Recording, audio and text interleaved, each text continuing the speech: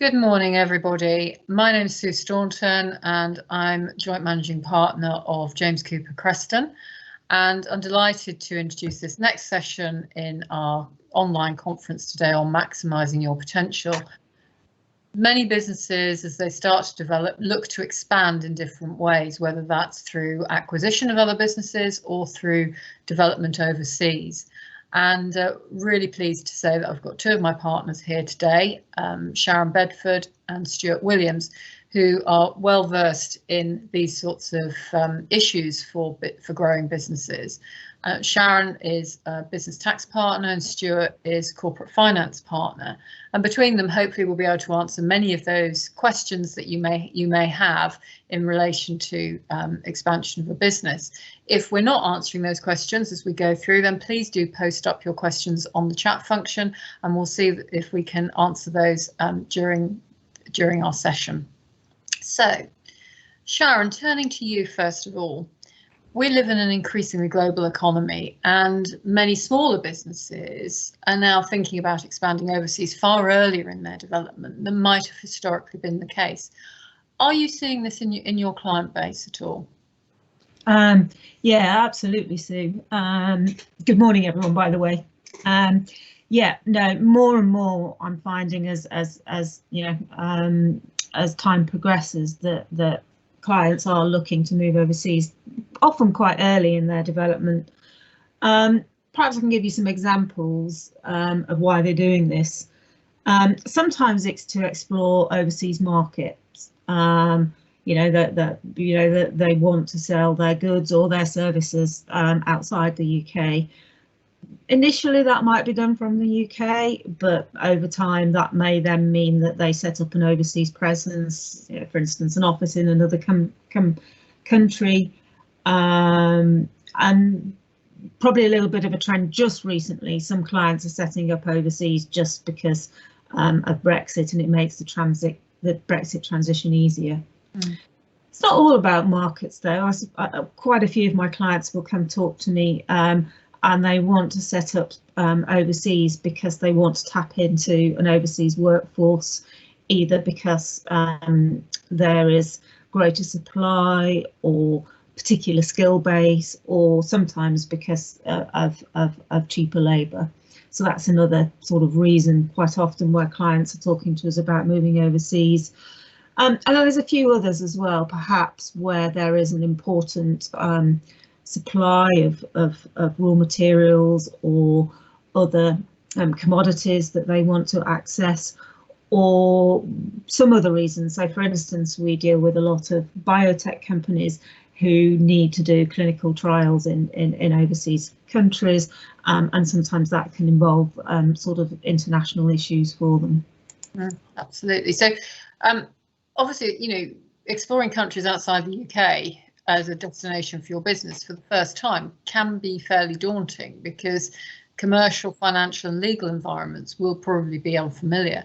What practical difficulties do your clients face, and what advice do you give them around that, Sharon? Good question, Sue. I think, you know, that's quite a big topic. So I think probably to answer that, I tend to sort of talk to clients. There tends to be three sort of milestones that really trigger the need to think about these issues and to get advice. And the three sort of pots or triggers that I usually see are, first, getting your first non-UK customer, and then perhaps as a second to that, getting your first overseas employee or employing people overseas, and then perhaps as a third pot, sort of actually setting up an overseas entity, you know, maybe a company or a branch, and we can come on to that later. So if it's okay with you, I think it's quite helpful to think about those three categories separately. So starting first with the non-UK customer, I mean, I suppose the obvious sort of example to think about there is a company that wants to ship its goods to an overseas market. And there's a lot of logistical things they need to think about, you know, shipping, storage, etc. But I don't particularly want to dwell on those today, because I think, you know, here we're looking a little bit more at the financial and the tax implications. So just to run through a few things that you might need to think about, and things that our clients typically talk to us about. The first of that is VAT and custom duties, which again have become more complicated, as everyone knows, since Brexit. Typically, there's no VAT on export of goods, but we do need to consider custom duties issues early and very important. And as part of that, perhaps making the decision, will you import the goods to the company overseas, or actually will you sell them to your customer first and then they import them? And that's quite an important decision to make, because it does affect very substantially both the VAT and the custom duties issues. And just a bit of a warning there, don't just think about UK VAT, because it's really important in these instances to think about overseas VAT, or perhaps somewhere, for instance, if you're looking at the US, they don't have VAT as such, but they have sales tax, and that can be very complex, and it's really important to get early advice on that. A few other things, just making sure you work out who owns any goods in transit, making sure you've got adequate insurance to cover that if it's you, and to look carefully at what currency you're going to bill your overseas customers in. Clearly, if you bill them in sterling and they pay you in sterling, then they're taking any foreign exchange risk, any forex fluctuations are their issue. If it's the other way round, then that can potentially be quite a big exposure to your company. If the amounts are big enough, you might want to look at instances of buying currency in advance so that you can hedge against any foreign exchange fluctuations, and make sure that you're protecting your business from the risk that could impose. Some clients actually, because of the complexity of it all, will actually look to use a third-party overseas distributor rather than do this themselves, and that's something that it might be worth considering. Just moving on to specifically a bit more to do with supplying services overseas, because there's an interesting sort of tax anomaly here, and that unfortunately quite a lot of our clients might sometimes fall into, and I just want to raise it because I think it's an important thing to consider up front. So, for instance, let's assume that you're supplying software into US for a reason, and you send people over there to help with the installation, and everything goes well, you're about to be paid, and then suddenly you realise that your customer is saying that they're going to deduct tax from what they owe you. That's called withholding tax, and sometimes that comes as a huge shock to clients who haven't taken advice up front. If you can get that withholding tax set off against your UK tax bill, maybe that's okay, but often that's not possible either to offset all or some of it. There's lots that can be done involving how you invoice people, looking at double tax treaties, etc. But the main sort of thing there is make sure you get advice on that up front, particularly an issue with computer softwares, but can apply to professional services more generally. And just finally, which is a legal point really, or a financial point, but if you are about to sell overseas, just make sure that your terms and conditions are fit for purpose. Typically, may have been written for the UK, and you need to make sure that you're also protected overseas. Mm-hmm. Thanks, Sharon. And you also mentioned another trigger for advice was taking on non-UK employees. Yeah, that's true. I think clearly when you're just looking at markets, you can do that just from the UK, but once you start employing people in an overseas territory, then that's when matters can start getting an awful lot more complicated. Again, there's legal issues you need to think about, sort of, is the employment contract, is a UK employment contract okay overseas? But just sticking again with more of the financial aspects. So one of the things you need to do quite early is to actually benchmark what you should be paying the employees. What are the salary expectations in that particular area, but also what benefits you might have to pay people, either by law or just generally good practice and expectation. And the two that people need to typically have to look at really quite early on are anything to do with medical care and with pensions. So once you've decided what you're going to pay people and what benefits they're going to get, it's typically important very early on to set up an overseas payroll.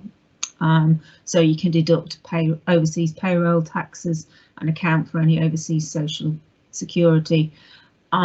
That is not straightforward quite often when you want to do it in an overseas territory, and the US is a good example of that, because they quite often do payroll by state rather than by federally by the country as a whole. So it is possible that you may have 3 different employees who live in 3 different states, and you have to do separate payroll filings. So again, I think the overriding message in all of this is make sure that you get advice early. It can be even more complicated if you send UK employees to work overseas, and you may have heard our global mobility team talk earlier today when they went through that in a little bit more detail. One thing that often clients don't think about early on, but is really important, is whether you want to do some sort of co-employment. There are a lot of organisations around. In the US, again, for instance, you've got professional employer organisations who will you have joint employment with them, and that can work really well, because then they can deal with all the they can do with a lot of the paperwork and the HR policy and the legal matters, and so something definitely worth considering. And then I think the final thing to note really is, once you've got an overseas team, overseas employees in place, you do have to look at the corporation tax implications. For instance, whether you've got a branch over there. Okay, so thinking about branches then, Sharon, I know many clients often ask, if they're just thinking about going overseas, should they have a branch or a subsidiary? What are your thoughts on that? Interesting. Yeah, that's a question I've been asked many times, and it's an interesting question. And interestingly, I think that the overall thing is no one size fits all. It really depends on your own particular circumstances. As you said, I'm a tax practitioner, and interestingly, the question I often get asked is, I need to set up an overseas entity. I've been asked to say, is a branch or a subsidiary most tax efficient? And I sort of, when I'm talking to clients, I say, let's just take a step back for a minute, because actually you need to work out, tax shouldn't be the first question. There are legal differences between branches and subsidiaries, and also commercial differences. Sometimes salespeople, for instance, will say that having a subsidiary in an overseas territory rather than a branch will effectively perhaps show more commitment to that market, and tell your customers you're likely to be there for a longer term. So don't start with tax is my number 1 tip. However, once you've decided whether you are going to go with a branch or subsidiary, there are lots of tax things to think about. Where your IP is going to sit, how do you price any goods and services between the entities? That's known as transfer pricing in a tax world. How are you going to fund your overseas entity? Hopefully, if it makes profits, how are you going to get those the cash back to the UK so that you can invest it perhaps in other business ventures? And how much tax that will then indicate that you pay overseas. So so my overall message is, don't start with tax, but make sure that you do get proper tax advice.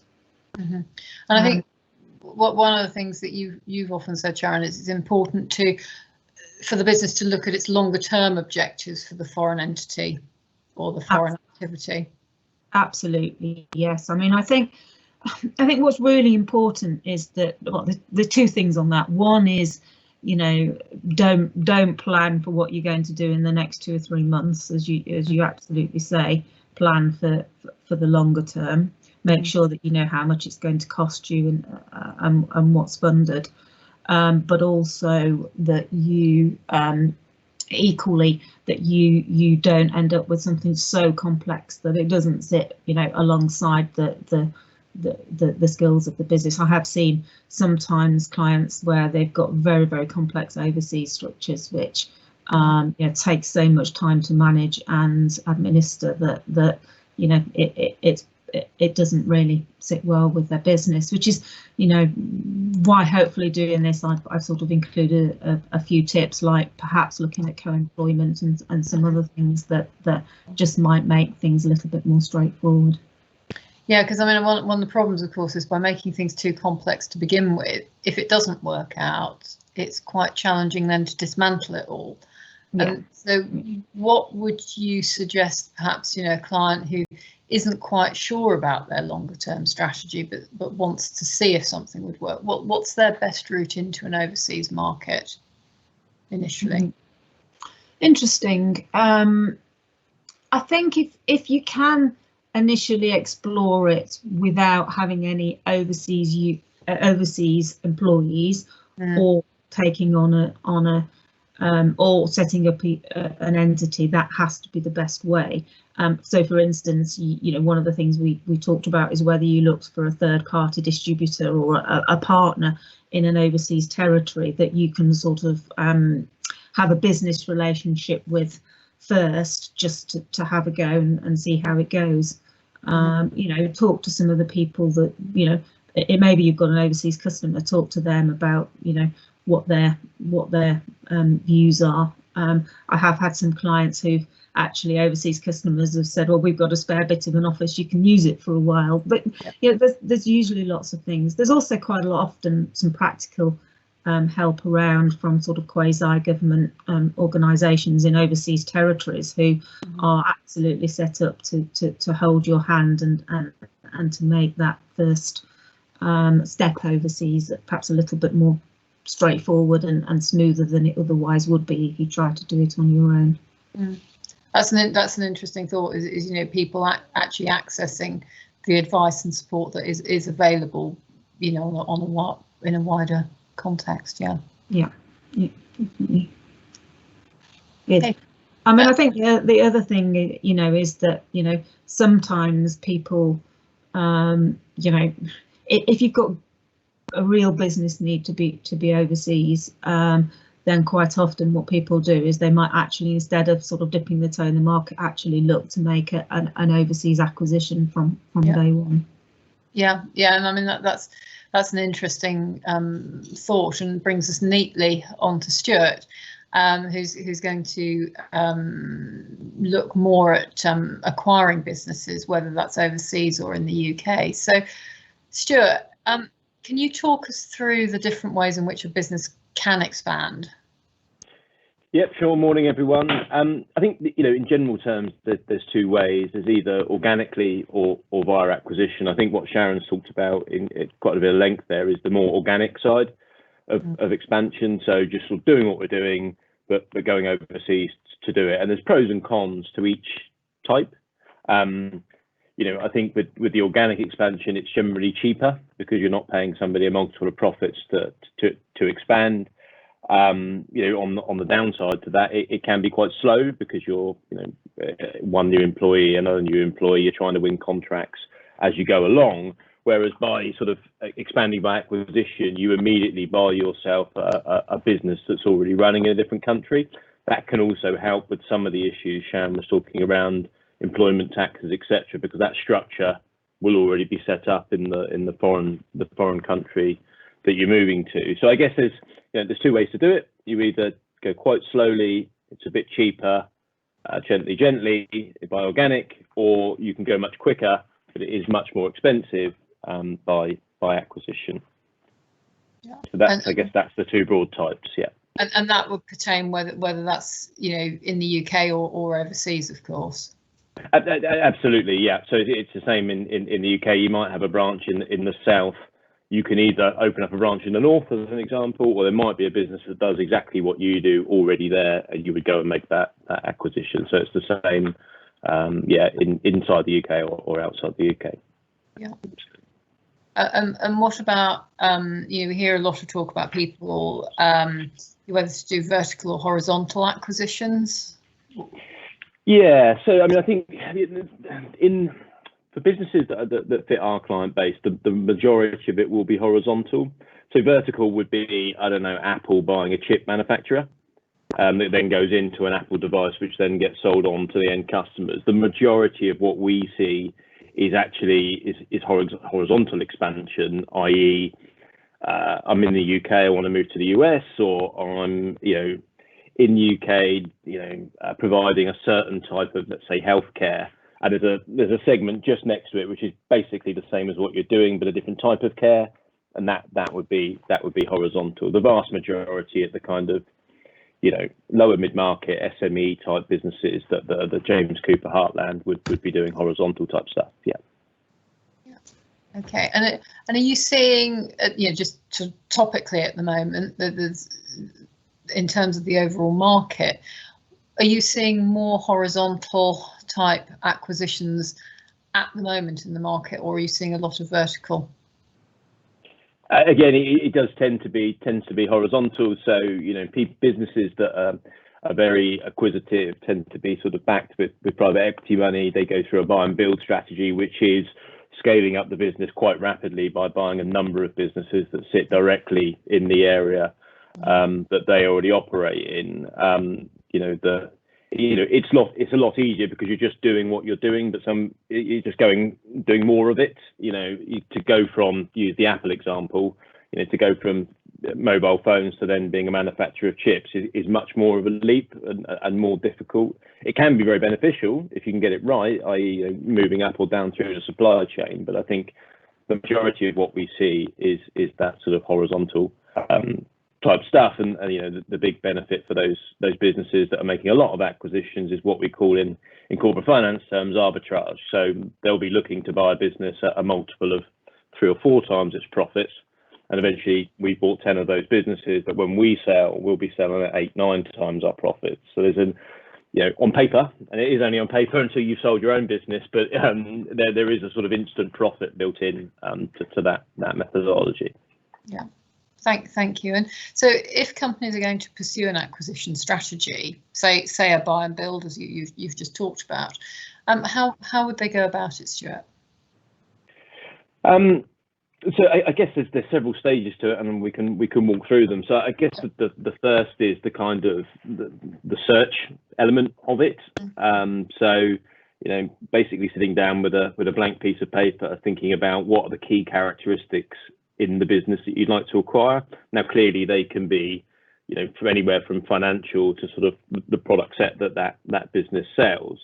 We've got a number of tools at James Cooper that can help with that process in terms of financial information, market news, etc. But the downside to that is you end up with a list of companies that most of them you'd never come across before. But the much easier way to do it is to that your competitors, and you build up a relationship with them because you're tendering for the same types of things over time, and that would then give you the shortlist. So I guess once you've drawn up a shortlist, then you're into the kind of the M&A process, as it were. So the first step would be getting some initial information from the target. Again, this is not just financial, it's about organisation structures, who their main clients are, who their key suppliers are, all of that kind of stuff. With the benefit of that, you would then draw up an offer letter or a sort of heads of terms document that would sort of outline the key elements of the how you're going to acquire the business. So obviously price would be in there, but the structure of that price. So is it all of the cash payable on completion, or is there some form of earn-out, or would you be looking for the owner of that business to sort of roll over into your structure via shares or some sort of loan type type instrument, as well as, you know, some key bits around, you know, employment for the directors and owners of that business, et cetera, et cetera. Assuming you can both, you and the other party can come to a sort of a mutually acceptable position on that, you then would move into the due diligence phase. Clearly, you know, due diligence, there are a number of different ones. The main two would be financial and tax, and legal diligence. So one is obviously looking at the numbers, and the other is mainly looking at contracts and risks and that kind of thing. But there are a plethora of others. So there might be some commercial diligence, i.e. looking at the target's customer base, interviewing them, see what they think is great about the business you're trying to buy, what's not so good. But, you know, HR type diligence, IT diligence, insurance, the list goes on and on. And it depends on how big the acquisition is as to how much you need to delve into each of those areas. I guess once you've then got your diligence reports back, you then move on to the sort of the legals phase of it. So this will be the documentation that will surround the transaction. Obviously, you'd need a corporate lawyer to help you with this, but again, it would cover everything from, you know, reaffirming the price you're paying and how you're going to pay it, but also around some of the kind of warranties and indemnities that the vendor, the business you're buying, would give to you to give you some protection, that sort of what they told you during due diligence is true. Yeah. And then from there, obviously, you move on to complete. So I guess that's the kind of M&A bit of it. But I think a key bit, and that is sometimes missed, is the more kind of what happens once we bought the business, because it's all very raw and it gets quite frantic, and you rush around and you try to agree things, negotiate things, you complete it, and then suddenly, oh, I now have a business that's the same size as mine, based in a different country. What happens now? So I think alongside letting the kind of the professionals, the lawyers and people like myself to run the process, you need to be absolutely focused on what the kind of short, medium and long-term plan is for that business. You know, typically you'd have a kind of 100-day plan, which would talk about the immediate, but it's what's the long-term vision for the combined business. And a key aspect to that is the cultural fit. And again, this is an area where businesses often get it wrong when they make an acquisition, is that on paper, numbers look lovely and the customers are saying good things. But actually, if there's a couple of key stakeholders in the business you're trying to acquire who have a completely different mindset to the business you currently own, then all you'll do is butt heads, and the numbers that look very good today, in a year's time or so, might not look quite as good. Yeah. Yeah, thank you for that, Stuart. So, you know, other than financial considerations, and you've talked about culture, what are the key important factors when thinking about an integration of you know, a new business with your own? Yeah, I mean, I think the number one for me is culture and staff. It can be, you know, lots of businesses, again, in the kind of the market that we deal with, the business you'll be acquiring will be of a similar size or a little bit smaller. And for lots of the key team that are in that business you're trying to acquire, they will have only ever known one boss, one owner. Lots of them have, you know, staff that have been there for 20 years and have been with it since it was a baby business to a bigger business that it is now. And it can become quite frightening that, you know, random new owner walks in and has some different ideas. So you just need to really think your way through that process, making sure that all the key people in the business you're trying to acquire are on board and coming along with the journey for you. And there's various ways that, you know, they can be incentivized other than through remuneration, be it a share option scheme, which I'm sure Sharon can help people with if that's something they're interested in. But yeah, absolutely, getting the team on board. You know, the way I always look at things is, you know, if you've got a great team, then the business will always be okay. But you can have a great business and a bad team, and it can go quite wrong quite quickly. So there's that, and then there's all the other stuff, you know, around it about, you know, thinking about, you've got a supplier, they've got a supplier, which is the best supplier. Do you start to try and move some of that if it's manufacturing capability between? So there's lots of kind of micro bits in it. But I think if you get the integration of the teams right, you've done your due diligence, then you should be fine.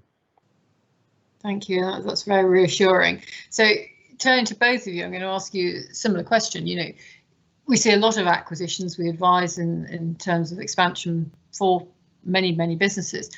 what do you think are the common issues that prevent these from being successful? Sharon, what would you say are the problems that people see?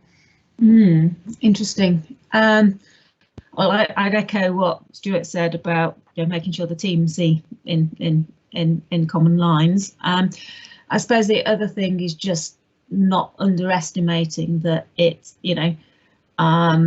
whilst from a profits perspective you might be able to take two businesses and add them together, 2 and 2 make 5. From a profit perspective, sometimes it's also 2 plus 2 don't necessarily result in immediately in being able to reduce your overhead and your complexity, and that can take time. Ultimately, you would hope that the two businesses would integrate, and you would be able to make some cost savings, but don't anticipate that those would be overnight. I think would be my thing. Make sure you've got the forecasts and the cash flows that properly recognise the costs of the real costs and the time costs of bringing the two businesses together. And if you plan that in advance, it really does help. Yeah, thank you, Stuart. You talked about culture and team and so on, but what are the other things that you see that cause problems for people post-acquisition? I think it's a bit of echoing what Sharon just said. It's a bit what I said earlier, is that what happens is people then focus on the deal, or focus on trying to get involved in the other business they've just bought, and you take your eye off your own business, which is how you've generated the cash to be able to buy another business in the first place. And people end up trying to sort of micromanage lots of things, and it's about making sure that you've got a team around you that either you go off and look after the thing you're just trying to buy, or that they can help you with it. Because what you can end up in a situation where both businesses were running at 100% total focus, and then you end up with two businesses now, but only 50% focus on both, and that's actually worse, and you end up with 2 and 2 makes 3. So it's just about planning, in quite some detail before you sign on the dotted line about how do we now make this work, but making sure you've got the right people around you to deliver on that plan. The great thing about entrepreneurs is they are quite sort of self-assured and focused and etc. But there does become a point where you need to put your hand up and say, I can't do all this by myself. Letting go a bit. That's a very good point. I mean, I can remember a few years ago, a client of mine buying another business and seriously underestimating how loyal the employees were to the previous management team. And despite the fact the previous management team had exited and got good value, it wasn't as if they were being run over or anything. It was a real struggle to integrate those businesses. Yeah, and it will cost money. But again, if you think about the end game, if you spend £100,000 now on getting external support, but that means that the business makes 50,000 more profit. Well, actually, because you're going to times that 50,000 by 6 or 7 or 8 on exit, you're still up from that equation. And it's the trouble that it's a good thing. Entrepreneurs think of every pound spent as that's my pound, but you've got to sort of focus on what's the goal here. Why did we make the acquisition, and focus above the immediate future into what does my exit plan look like in 3 to 5 years time? And is this the right thing to do now? Which is what comes back, I think, to what Sharon was talking about earlier in terms of international expansion, which is the importance of looking at where your longer term objective for the business is, as opposed to the very short term within the next year or so. So we're just coming towards the close of our session, Sharon and Stuart. Have you any final words of wisdom that you would impart to our audience today on expansion? Ooh. Sorry, stunned silence. I don't know. I think it's a bit of what we talked about. Both of us have talked about is focus on the long-term goal. Don't focus on what the tax position is. Don't focus on what's going to cost you money today. Everything's about the future, and just make sure you plan it and think about non-financial things, whether they be tax or just the numbers themselves on an acquisition. You've got to think holistically about what it is you're trying to achieve and how you get there, and don't just run off and set things up, because you can have problems later down the line, I think. Yeah. And I would add, I guess, both of that. Keep it simple if you can. Don't put silly complexities in that won't save you very much money and will end up being, you know, costing you a lot of money in the long term, or just distracting you from doing the real thing, which is running your business. And make sure that you take timely advice. It's actually much cheaper to get the advice up front than to fix a problem somewhere down the line. Thank you both very, very much for your input. Ladies and gentlemen in the audience, if you've got any further questions, then please do post them on the chat and we will pick them up later as well. But thank you very much, and we will be on with the next session, which is on regulatory issues at 11:30. So thank you very much. Bye bye. Thank you.